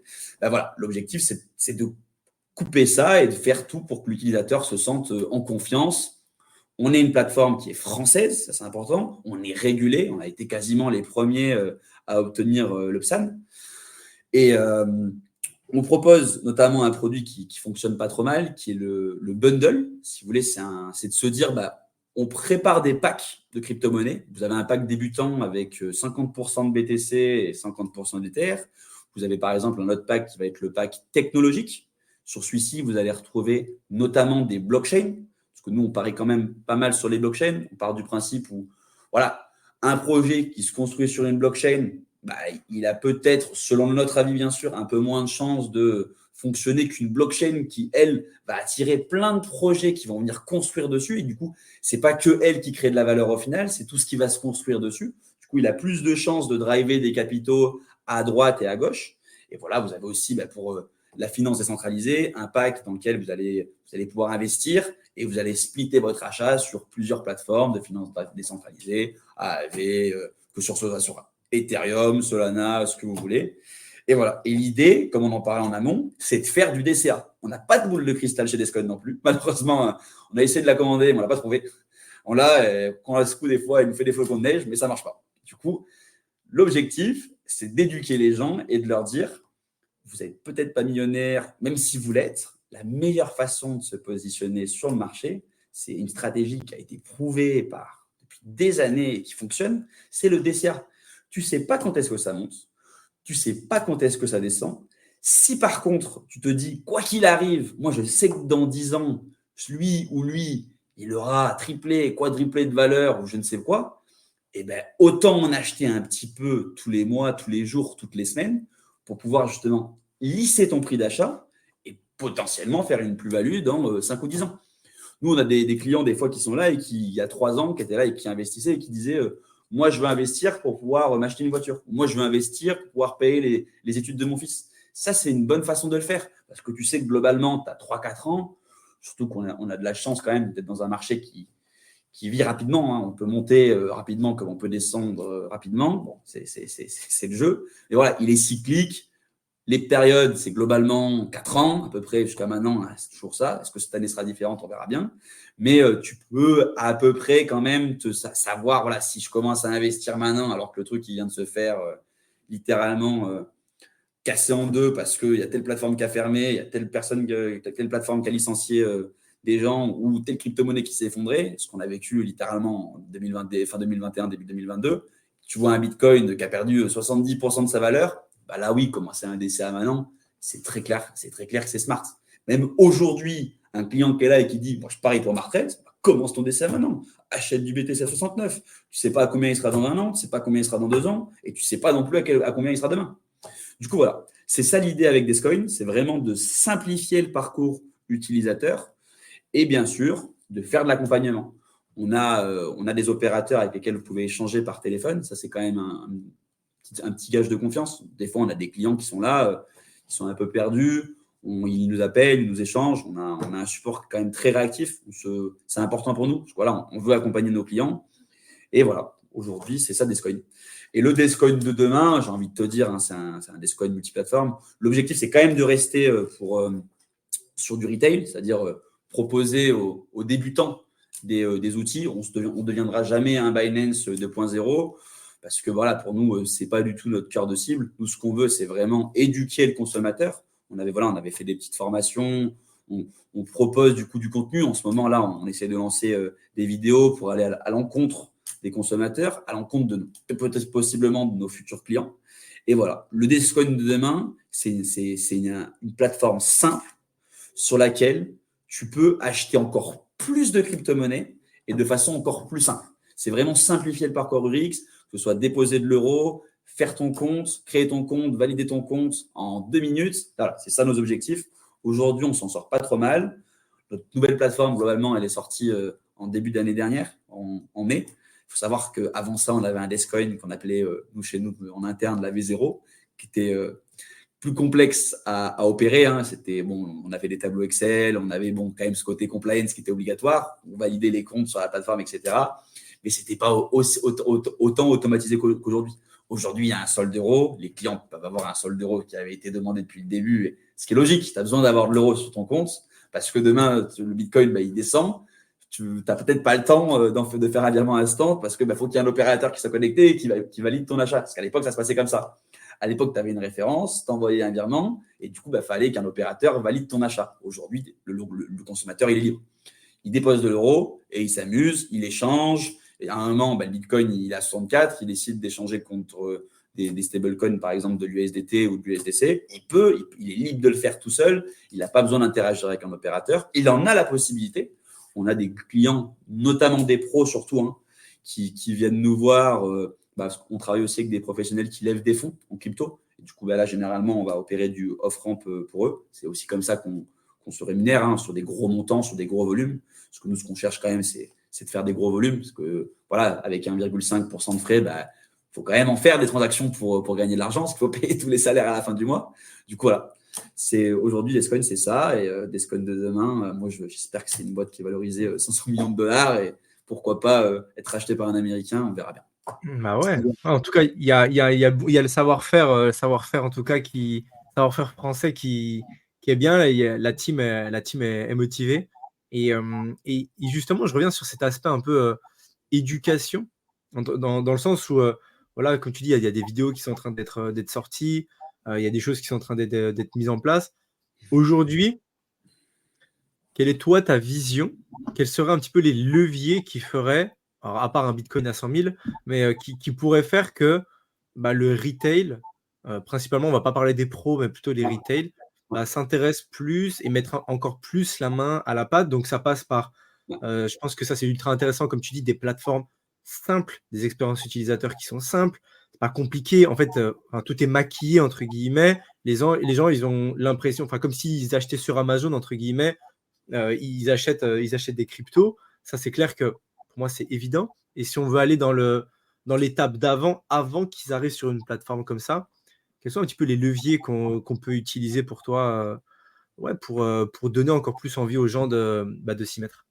Premièrement, déjà, c'est le temps et l'expérience. Moi, ma mère, il y a 10 ans, elle n'achetait pas sur Amazon et il fallait surtout pas mettre sa carte bleue sur Internet parce qu'elle allait se faire pirater et que c'était compliqué. Du coup, au bout d'un moment, quand tu vois des gens qui le font et qui s'en sortent pas trop mal et qui réussissent à avoir des trucs que toi, tu n'arrives pas à avoir en magasin en 24 heures, tu te poses des questions et tu te dis, je réfléchis peut-être pas de la bonne façon. Ça, c'est déjà, je pense, la première étape, c'est le temps.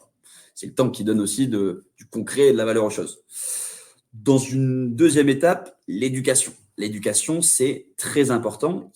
Quelqu'un qui, je pense qu'il faut d'abord comprendre avant d'investir, et ça vraiment, ça c'est aussi important. Il ne faut pas d'un coup, parce que ton copain il a dit qu'il a acheté du Dogecoin, aller FOMO et dire moi aussi je vais acheter du Dogecoin et let's go, je commence l'aventure. Non, je pense que l'éducation c'est important. Il faut éduquer la communauté et c'est des formations dans les écoles. Dans les écoles, il y a encore pas assez de cours sur la crypto-monnaie, alors que c'est quand même aujourd'hui un secteur qui est en pleine expansion. On le voit dans les jeux vidéo et tout. Il y a des écoles qui se construisent dans les jeux vidéo. On voit des écoles apparaître aujourd'hui dans la blockchain et les crypto-monnaies, à l'IRA par exemple. Enfin, ça se développe et ça arrive.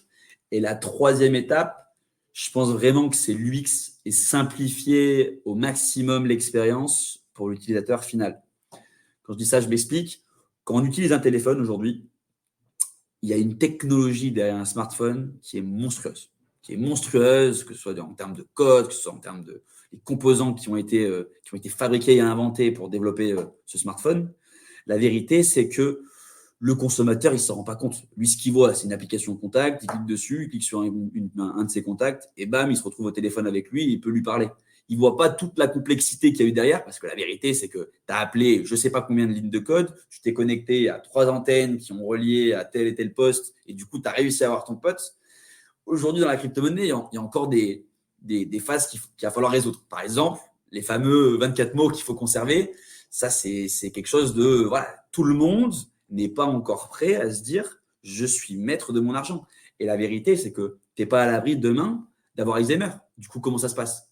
Alors, est-ce que ce qui va aussi permettre l'adoption, c'est une nouvelle forme de portefeuille qui arrive, hein. Il y a des solutions aujourd'hui qui existent. On voit des solutions avec des KYC ou il y a pas mal de solutions qui se développent, ça va dans le bon sens.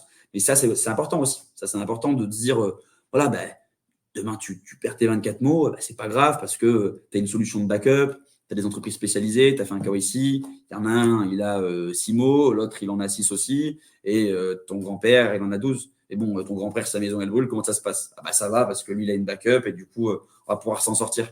Mais ça commence à arriver, hein. Il y a des schémas qui se construisent. Et je le vois même nous avec des prestataires en tant que professionnels. Vous vous doutez bien que ça, c'est les prestataires avec lesquels on travaille, ils sont sélectionnés aussi pour ça et pour ce système de backup qui est important. Nous, aujourd'hui, on travaille avec Fireblock, qui est une tech littéralement incroyable.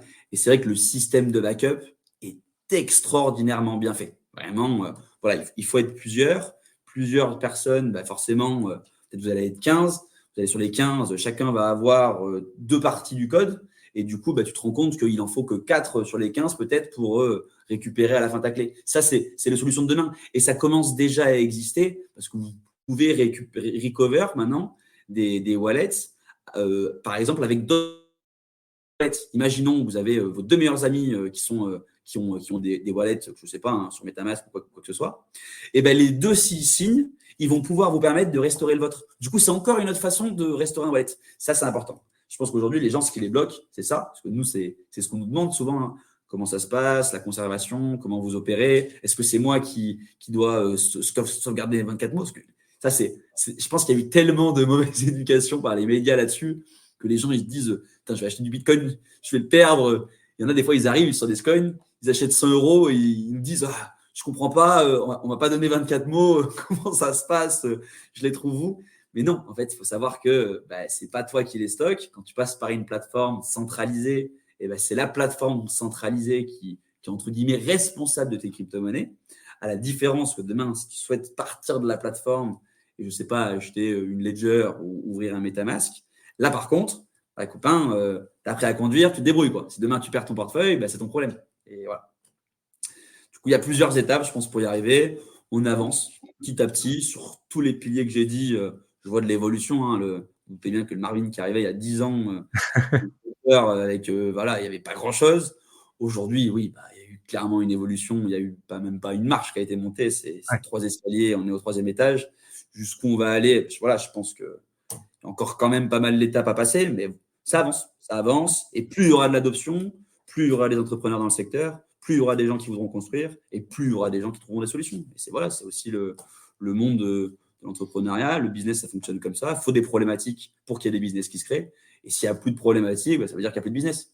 Ouais, 100%. Ouais, 100%. 100%. Le temps, c'est vrai que c'est un allié, comme tu dis, qui va faire en sorte que petit à petit, les gens vont s'y mettre et voir de plus en plus de gens qui arrivent. Et justement, on voit aussi la bonne chose des réseaux sociaux que je vois avec notamment les TikTok, YouTube, etc., c'est qu'il y a quand même beaucoup de gens qui se mettent à parler de ces thèmes-là aussi, qui se mettent à avoir du coup de l'impact sur des personnes qui, à la base, ne connaissaient rien du tout et prennent le temps d'éduquer les gens, de leur en parler avec des mots simples, avec justement l'idée de dire, OK, je vais jamais parler en gros, même le mot blockchain, entre guillemets, je vais le dire, mais enfin, vite fait, je veux vraiment juste simplifier tous les concepts pour que, j'ai pas besoin, en fait, Ouais. pour que les gens, en fait, ils aient pas besoin d'avoir un dictionnaire, entre guillemets, le jargon du Web3 pour me comprendre. Il y a de plus en plus de gens qui font cet effort-là et qui sont un bon tremplin, justement, pour les personnes lambda qui se disent tiens, ça a l'air cool, ces cryptos, et cetera, ou pas en fait, ou juste qui tombent dessus parce que, il y a l'algorithme, et cetera. Donc ça, en tout cas, c'est des choses qui font du bien à l'écosystème, quoi. Pour moi, alors, je suis 100% d'accord. Internet, ça a été révolutionnaire pour l'accès à l'information. Hein. Ça, moi, je le vois avec mes parents par rapport à eux, l'accès qu'ils avaient à la connaissance. Il fallait aller dans une bibliothèque, ouvrir un livre, le lire. Si tu n'aimes pas lire, moi, je sais que la lecture, plus je grandis et plus je lis et plus je m'y intéresse. Mais bon, au début, c'était pas ça. Hein. Au début, c'est pas comme ça que j'allais m'éduquer. Du coup, c'est vrai que YouTube, pour ça a été hyper enrichissant. J'ai découvert des youtubeurs très pros, des gars comme Owen, hein, qui m'ont appris à l'époque beaucoup de choses et qui m'ont poussé à m'intéresser à ce secteur. Il y a plein de gens qui font ça très, très bien, mais il faut quand même aussi avoir le recul de se dire n'importe qui peut faire des vidéos. N'importe qui peut faire des vidéos. Moi, je le sais, hein, il y a des youtubeurs, voilà, des fois, qui font des choses, je pense, pas bien. On ne peut pas donner de nom, ça ne sert à rien.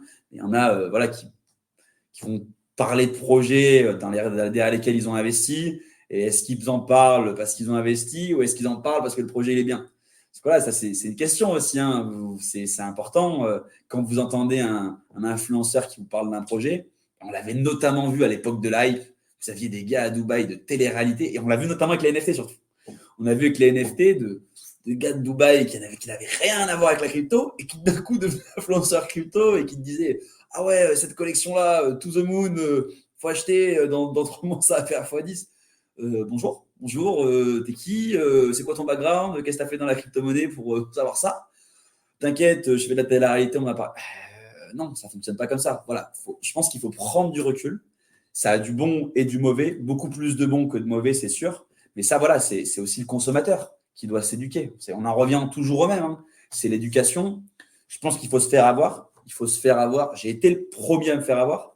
Pour vous donner un ordre d'idée, on va pas parler de chiffres parce que mais je me suis fait arnaquer par des robots de trading.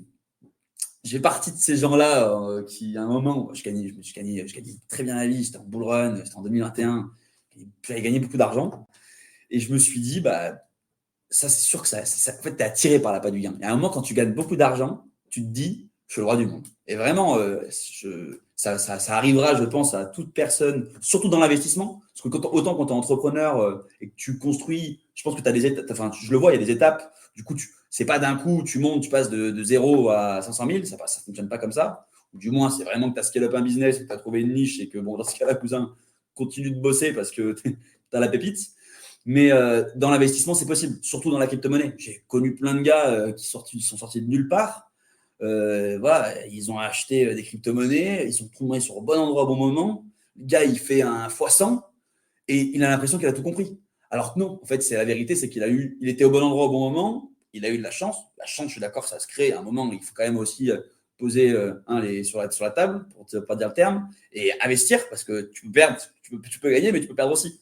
Et de la même façon, si tu fais ton poisson, est-ce que ça veut dire que tu es l'homme le plus intelligent du monde? Non. Par contre, tu peux avoir la mentalité à ce moment-là, où tu as pris tes 100 000 euros, de te dire c'est bon, j'ai tout compris, tu appelles tes parents, t'inquiète, papa, ça va bien se passer, je vais vous mettre à l'abri.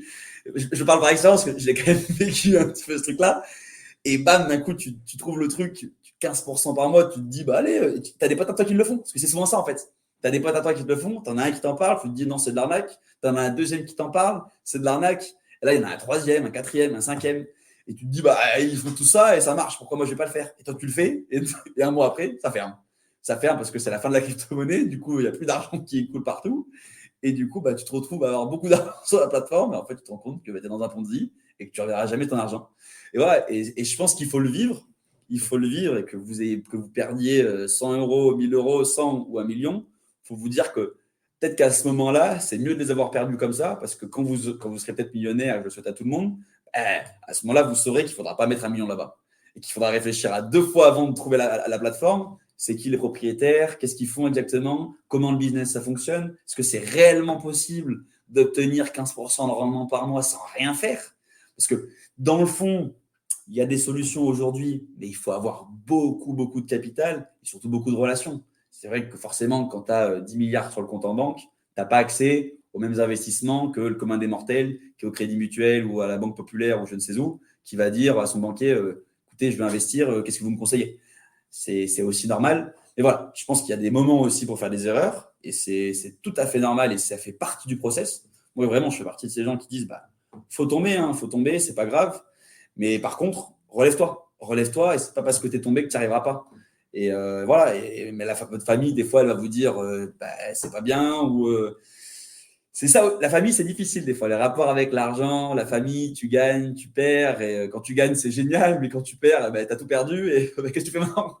Qu'est-ce que tu fais maintenant? Et, voilà, faut quand même se détacher. Il faut aussi parler à des gens qui sont, je pense, ça le secret, qui sont dans votre cercle et qui comprennent ce que vous vivez, parce que c'est quand même important quand même d'avoir le point de vue de gens extérieurs, mais aussi surtout de gens qui comprennent ce que vous vivez et comment ça se passe et pourquoi vous avez pris telle décision et pas une autre, pour avoir réellement une opinion qui est peut-être plus logique. Moi, je sais qu'à ce moment-là, je n'étais pas bien. Vraiment, tu es là, tu parlais de l'argent dans la crypto-monnaie. Il y a ça qui arrive qui me fait perdre, je pense, à ce moment-là, un bon 25% de mon portefeuille, ce qui est énorme. Ce qui est énorme d'un coup. Et c'est d'un coup. Surtout que pour moi, c'était de l'argent qui était déjà sécurisé parce que j'avais vendu pour des stablecoins. Du coup, j'avais déjà fait l'affaire. J'avais vendu en haut Bitcoin à 63, 64 000 au valeur d'aujourd'hui. J'avais sécurisé les stables et je me suis dit, go les faire travailler. Moi, je partais voyager pendant 1 an en Amérique latine parce que je profitais, je travaillais un petit peu à distance. Je voulais profiter un petit peu de la vie. Je me suis dit, c'est parfait, ça va me sortir un peu d'argent tous les mois, nickel, j'aurais rien à faire. Voilà, elle n'a pas du gain. Et derrière, prends ta tarte et c'est pas grave. Mais ouais, mais c'est une belle façon de rebondir en se disant, au mieux que je le fasse avec les montants, même qui peuvent être élevés, que je le fais quand j'aurai un portefeuille qui soit 10 fois plus grand. En tout cas, c'est une bonne philosophie pour rebondir et se dire, OK, keep going, ça va bien se passer et let's go, quoi. Ouais. Et je reviens sur un truc ultra important que tu as dit qui me parle beaucoup et je suis sûr que Jean aussi, c'est la notion d'environnement et c'est l'importance de l'environnement en tant qu'entrepreneur, du coup. Parce qu'entreprendre, aujourd'hui, c'est un peu à la mode, etc. Entreprendre et tout machin. Mais je pense que c'est un vrai état d'esprit. Et de se mettre avec des gens qui ont cette vision, ne veulent pas se conformer à avoir, entre guillemets, une vie un peu comme tous les autres, pas une vie dans la moyenne, et c'est pas forcément péjoratif dans ma bouche, c'est juste de dire En fait, ils veulent se dire, je vais pouvoir être à Dubaï, faire ce que je veux, et demain être libre et pouvoir faire. C'est ça aussi le rêve de l'entrepreneur. Ça reste quand même à la base, quand même ce gain monétaire et cette sécurité de se dire, eh ben, demain, tu appelles ton père et tu lui dis, bah, écoute, père, démissionne. Aujourd'hui, tu vas rouler en Ferrari, ça va bien se passer. Tu veux partir où? En Californie ou en Australie? Je te paye le billet d'avion, je te prends un hôtel 5 étoiles et arrête. Parce que la vie, il faut aussi en profiter. C'est bien beau de travailler, c'est bien beau de kiffer, mais derrière, on est là aussi pour prendre du plaisir. Et tu es content quand tu pars en vacances avec tes potes, que tu t'amuses. Moi, j'adore le travail. Je suis quelqu'un, je pense que c'est ça aussi qui fait ma force. J'adore ça. Moi, j'ai pas l'impression de travailler. Je travaille du lundi au dimanche. Et des fois, je me rends compte, parce que récemment, là, j'ai eu peur de poser 3 questions. Tu appelles un téléphone le vendredi soir et tu appelles des potes et tu te rends compte que tout le monde est en soirée. Tu te rends compte que tous les gars qui ne parlent pas depuis 3 ans, en fait, ils sont tous en soirée et c'est pour ça qu'ils ne te répondent pas.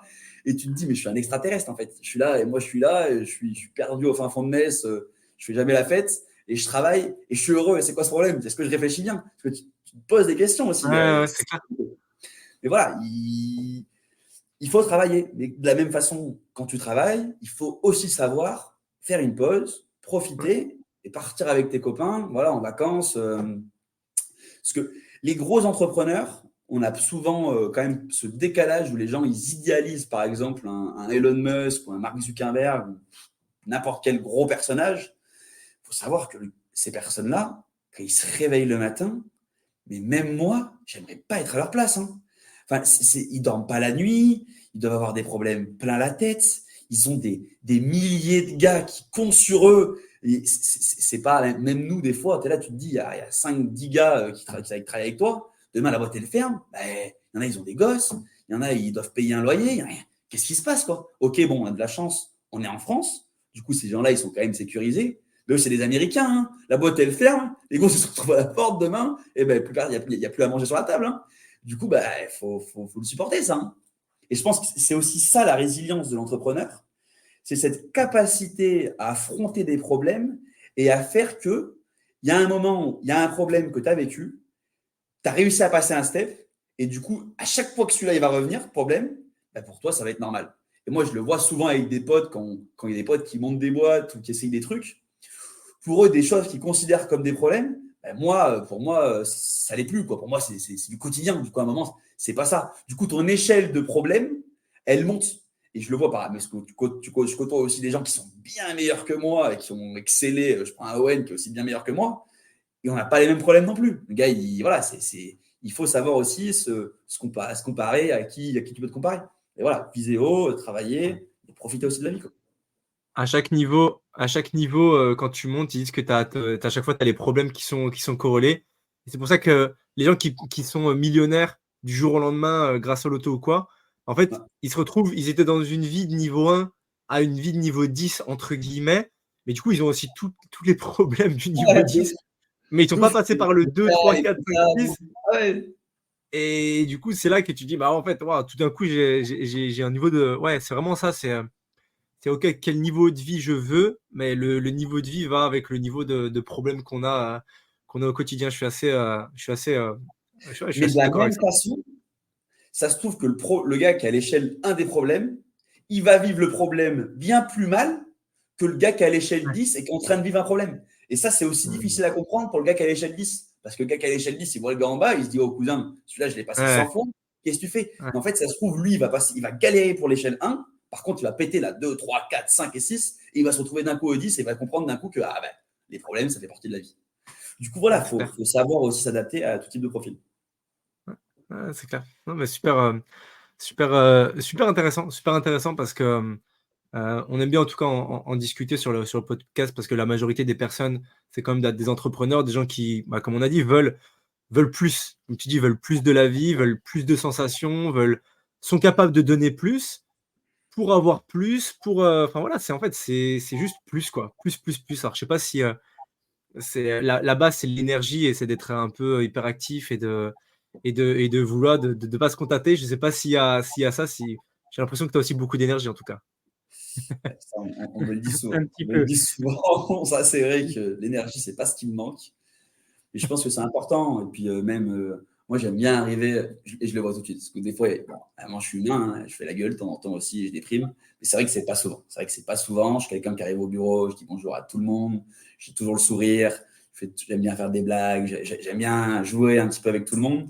C'est vrai que le jour où j'arrive au bureau, ça doit m'arriver 2-3 fois dans l'année, où je fais la gueule, les gens, ils viennent me le voir, quoi. Ils me disent, ça va, Ouais, bien. ouais. Voilà, moi, j'aime bien être dans un environnement où tout le monde est content, tout le monde est heureux. Mmh. Pour moi, voilà, j'aime bien quand je gagnais de l'argent, mais surtout, j'aime bien gagner de l'argent avec mes amis. Moi, pour moi, les gens qui travaillent avec moi, il faut qu'ils gagnent de l'argent aussi, parce que voilà, si je suis tout seul à gagner de l'argent, c'est pas drôle. À un moment, bah, c'est pas pour ça que Ouais, je suis là. Et là, j'enferme dans ma chambre, je fais des vidéos, je lance un truc, et voilà, et je reste enfermé, et je fais mes millions dans ma chambre. Et dans ce cas-là, il n'y a plus d'aventure humaine. Quand tu prends le choix, je pense, de prendre une aventure humaine, il faut accompagner les gens qui sont avec toi, parce qu'il y en a qui n'ont pas le même niveau, et de la même façon, eux, ils vont t'apprendre des choses que toi, tu n'avais peut-être pas conscience. Même à leur niveau, peut-être ils ont moins d'argent que toi, ils en gagnent peut-être moins que toi, mais par contre, ils ont eu d'autres expériences dans la vie qui font que, putain, écoute ce qu'il a à te dire, le gars en face de toi, écoute-le. Ça, plus je grandis et plus je me rends compte, plus je me rends compte qu'au final, chacun à son échelle a quelque chose à t'apporter. Ça, c'est vrai que 100%. c'est dur à comprendre. Même le gars qui te l'a fait à l'envers il y a 4 ans et je ne sais pas qu'est-ce qu'il a fait. Ce gars-là, il a peut-être quelque chose à t'apporter. Et ça, Ouais, c'est dur à accepter. Je pense que c'est vraiment c'est difficile, surtout ouais, quand bah, voilà, tu t'es fait avoir par X ou Y, pour X ou Y raison.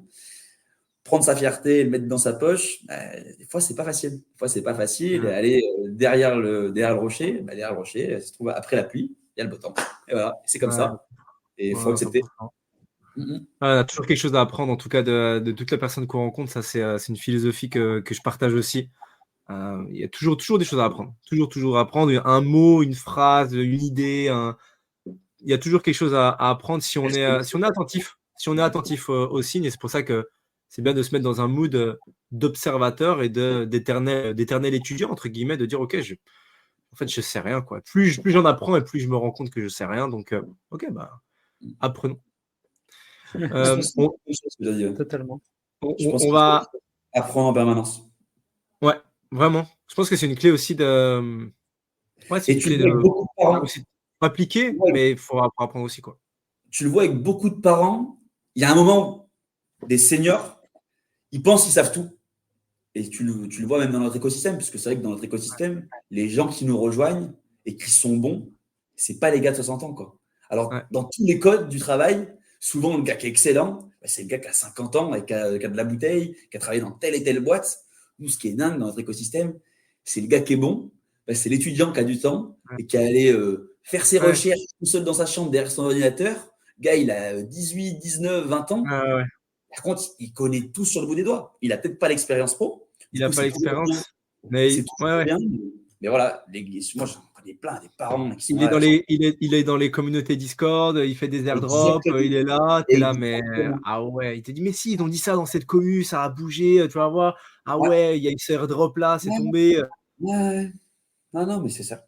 Non, il faut toujours apprendre. Et je pense que le jour où tu dis j'ai tout compris, bah, c'est le jour où bah, ça s'arrête. C'est le pire jour. Bah, ton parcours il s'arrête. Et là, je pense que voilà, tu rentres dans le tourbillon. Tu as intérêt L'évolution, d'avoir non, en stocké tout cas, assez. l'évolution, elle s'arrête, quoi. Ouais, ça, c'est clair. Je pense qu'à ce moment-là, tu as intérêt d'avoir stocké assez d'argent parce que là, tu en gagnes. Non, mais c'est clair. OK. Ouais. On arrive gentiment, à la fin de cet épisode, Marvin. Nous, ce qu'on aime bien faire, c'est laisser un petit peu le mot de la fin, ta carte blanche. Si tu veux, soit revenir sur un sujet, soit dire quelque chose qu'on n'a pas encore dit, ajouter un petit mot. Ça peut être un petit mot, un grand mot, ça peut être, ce qui te passe par la tête. Vraiment carte blanche pour ça. Moi, j'ai quand même bien envie de pousser les gens à entreprendre. Je sais qu'on dit que c'est un peu à la mode et que, bon, c'est la mode. Globalement, il faut essayer. Je pense que la vie, elle mérite d'être vécue, faut abuser des bonnes choses. Moi, je suis quelqu'un, j'aime bien profiter, j'aime bien. Voilà, il faut abuser. Pour moi, le travail, c'est une bonne chose. Il faut travailler et c'est très important. Sachez que pour réussir, il faudra travailler. Il faut savoir que bah, demain, si vous allez essayer de monter votre boîte, vous allez devoir travailler des heures, des heures, des heures, peut-être des années. Vous n'allez pas vous verser de salaire. Ça, il faut l'accepter. Hein. C'est dur hein, de prendre ce pari, de se dire je vais travailler peut-être 80 heures par semaine pendant 1 ou 2 ans et je ne vais pas gagner d'argent. Mentalement, c'est difficile. Et voilà, il faut tomber, c'est pas grave, c'est important même. Je pense qu'il faut tomber et tous ceux qui sont là et qui se moquent de vous parce que vous tombez, bah, écoutez-les pas parce que s'ils ont le temps de se moquer, c'est qu'ils sont clairement pas en train de bosser parce que ceux qui sont là et qui bossent, eux, ils vont être là avec vous et ils vont vous dire oh Coco, c'est pas grave, hein, t'inquiète, tu passais par là, continue, relève-toi, bats-toi, bosse et tu vas voir que ça va bien se passer et que derrière la pluie, eh ben, il se casse le beau temps. Voilà, moi je pense qu'il faut dire aux jeunes de bosser. Je suis jeune et c'est pas pour autant que je bosse pas et que voilà. Jusqu'où je vais aller, je sais pas. Ce que je sais, c'est que pour le moment, j'aime ce que je fais. Je suis heureux et je pense que c'est important d'aimer ce que vous faites. Il y en a qui vont être là et qui vont travailler pour l'argent. Et ça, je me rappelle, hein, en école, c'est souvent les discours que j'avais, c'était qu'est-ce que tu veux faire plus tard? Je veux gagner plein d'argent. Je veux gagner plein d'argent. Ça, c'est la réponse qui revient souvent et tu es là et tu te dis, mais je vais faire quoi pour gagner de l'argent? Parce que c'est pas forcément celui qui gagne de l'argent. J'ai pas mal voyagé. J'ai eu la chance de beaucoup voyager en vrai. Même solo, j'ai vécu 2 ans en Amérique latine. Du coup, j'ai profité un petit peu de ce côté pauvreté. Enfin, pas profiter, mais bon, c'est vrai que tu te retrouves dans un monde où il y a des riches et des pauvres. C'est souvent ça dans les pays en voie de développement, comme le Mexique, par exemple. J'ai vécu 1 an au Mexique. Et il y a des gens, ils sont à rien, mais ils sont bien plus heureux que vous trois, hein, que nous trois. Hein. Aujourd'hui, ils sont là, et eux, ils ont la plage. Le matin, ils se réveillent, ils vont à l'école. À 15h, il va terminer l'école. Il prend sa planche de surf, il va surfer. Et le mec, c'est l'homme le plus heureux du monde. L'argent, ça ne fait pas forcément le bonheur. On vit dans un monde aujourd'hui où on est hyper connecté. Et c'est vrai qu'on a, grâce aux réseaux sociaux ou à cause des réseaux sociaux, je ne sais pas, on a plus d'envie, on a plus de tentation. Et on se dit, on veut toujours plus, toujours plus, toujours plus. Oui, mais bon, il faut savoir se poser des limites. Mais dans tous les cas, tu peux vouloir toujours plus, mais il faut quand même kiffer ce que tu fais. Et je pense que dans tous les cas, si tu n'aimes pas ce que tu fais, bah, au bout d'un moment, tu tomberas. Tu as beau faire ça pour de l'argent ou pour ce que tu veux, tu ne te sentiras pas bien dans ta vie. Moi, je sais, et ça, je pense que l'un des secteurs qui est le meilleur exemple pour ça, c'est le conseil. J'ai plein de potes qui sont partis dans le conseil, qui ont des gros salaires et qui restent, qui sont là et qui se disent, parce que c'est un peu la carotte. Et tous les 6 mois, tu as une promotion et tu as une augmentation et trucs. Et du coup, bah, tu es là et tu te dis, allez, et 6 mois de plus, et 6 mois de plus, et 6 mois de plus, et 6 mois de plus. Et ça fait 1 an, 2, 3, 4. Et ça te rend compte au bout d'un moment que ça fait 4 ans que tu n'es pas heureux. Tu travailles jour et nuit, que tu ne kiffes pas ce que tu fais. Ok, tu as gagné plein d'argent, mais bon, tu n'en profites pas, tu ne peux pas le dépenser. Il faut savoir, je pense, faire l'équilibre. Il faut trouver le juste milieu entre travailler dur, aimer ce qu'on fait, dépenser de l'argent, parce que c'est pas facile aussi des fois de le dépenser quand tu travailles dur et que tu le gagnes. Tu te rends compte avec l'argent, voilà, faut y faire attention, bon, faut investir et tout. Mais moi, je sais que j'ai beaucoup plus de facilité à mettre 20 000 euros dans un projet à un entrepreneur que j'ai rencontré il y a une semaine et qui m'a pitché un truc que je trouve révolutionnaire que d'aller chez Louis Vuitton et m'acheter un sac à dos, quoi. C'est ce que j'ai cette approche-là de bon, il y a le plaisir et il y a investir, qui n'est pas pareil. Du coup, voilà, faut trouver sa personnalité, je pense aussi. L'investissement, c'est pas fait pour tout le monde, mais voilà, n'hésitez pas à vous faire conseiller, faites-vous accompagner, ça existe. Et je pense que c'est un bon mot de la fin. C'est un très bon mot de la fin. C'est un très, très bon mot de la fin. Je te rejoins à 100% sur les voyages. C'est vrai que c'est quelque chose qui forge, qui fait voir d'autres perspectives. En fait, ça stretch la réalité et à partir de toi, tu as une vision du monde parce que tu as vécu des choses dans un environnement, mais quand tu vas dans d'autres environnements avec d'autres personnes qui ont d'autres visions du monde, tu te dis en fait c'est un prisme, quoi. Ouais, ça va dans tous les sens. Et puis il y a des gens qui vivent d'une façon dont tu l'aurais même pas imaginé, et comme tu dis, qui sont très heureux aussi. Et en fait, c'est quoi le sens, quoi? C'est clair. Et je pense qu'il faut même dire voyager seul. Je pense que ça, c'est aussi Ouais, important. vraiment. J'ai Ouais, ouais. connu plein de gens aussi qui ont voyagé en Ouais, groupe de potes, entre Français ou ouais, en ouais, studio ou en quoi que ce soit. C'est bien de partir seul. C'est bien, on ouais. va découvrir, on va te trouver, on va te tester. Et moi, Ouais, c'est clair. moi, je sais que ce qui m'a changé hein, dans mon profil, j'avais quand même, j'étais entrepreneur jeune, mais vraiment ce qui m'a mis dans mon profil de OK, bon, il faut savoir se cadrer, il faut s'ouvrir au monde et ça fonctionne peut-être pas comme tu le pensais. C'est vraiment le voyage. Hein. Quand je suis rentré de 2 ans, même mes parents ils m'ont dit, mais ouais, t'as pris 10 ans là. Ouais. T'as pris 10 ans, tu te retrouves Prendre tout la seul. bouteille. Tout seul, bon, et des fois ça se passe bien, des fois ça se passe mal. Tu te retrouves à la rue d'un coup, du jour au lendemain, tu avais prévu de dormir là, et d'un coup, le Airbnb il était fake. Et tu te rends compte que tu as payé 400 balles et que le Airbnb n'existe pas. Et tu te retrouves, tu viens de quitter l'aéroport, taxi, tu as déposé le truc, il est 23h, et ben, c'est pas grave. Tu prends un hôtel, tu fais baiser, c'est comme ça, et tu vas recommencer Ouais, dans notre hôtel. Et voilà, ouais, et c'est important. Je pense que c'est une bonne aventure. Apprendre des langues, parler avec des gens d'autres cultures, s'intéresser, découvrir. Le monde, il est tellement beau. Le monde, il est incroyable. Le monde, il est incroyable et il mérite d'être découvert. C'est tellement dommage de se contenter juste de la France. En plus, maintenant, c'est facile. Avec les études, tu peux partir. Tous les gars que je connais là, qui ont fait des études, là, qui sont encore en études à KS, à Cryptosphère, je leur dis, dès que vous pouvez partir, surtout en études, faites-le en école de commerce. Surtout, c'est très bien globalement ton métier. Bon, ok, tu vas apprendre des choses en école de commerce. Tu vas faire ton réseau, surtout. Parce que ton métier, tu vas l'apprendre sur le tas. Ton métier de 80%, tu vas l'apprendre. Tu vas le découvrir. Tu vas aller dans une boîte. Je suis arrivé ici. Je pensais que je connaissais plein de choses. Tu te rends compte que tu connais que dalle. Tu te rends compte qu'en final, bon, ok, tu as les bases. Mais dans tous les cas, le monde professionnel, il ne se passe pas comme à l'école. C'est pas t'as un essai, tu rates, t'as 4 sur 20. Là, si tu rates un deal, tu rates un deal. Tu peux rater de l'argent. Et si tu rates de l'argent, tu ne peux plus payer les gars à la fin. C'est pas les mêmes problématiques. Du coup, il faut voyager, c'est important. Moi, je suis à fond là-dessus. 100%. Ok. Bon, écoute, très très bien. Je suis ultra aligné en tout cas là-dessus. Merci beaucoup pour tout le temps, pour toute la valeur que tu as donné dans cet épisode. C'était vraiment vraiment cool. Je suis sûr que tous les auditeurs ils vont vraiment apprécier. Il y a eu des belles pépites, des belles punchlines et des belles idées de réflexion. Donc ouais, génial. Merci beaucoup en tout cas d'avoir été avec nous. Merci beaucoup à vous. C'était un plaisir de discuter avec vous. Vous êtes super cool. Alors, sincèrement, Thibaut, vous avez bien vendu déjà en amont, mais merci beaucoup pour l'invitation. Merci Thibaut. Merci à toi. En tout cas, on vous dit à très bien vite pour un nouvel épisode de Token Talkers. Ciao, ciao. Salut tout le monde. Merci Marvin, merci tout le monde.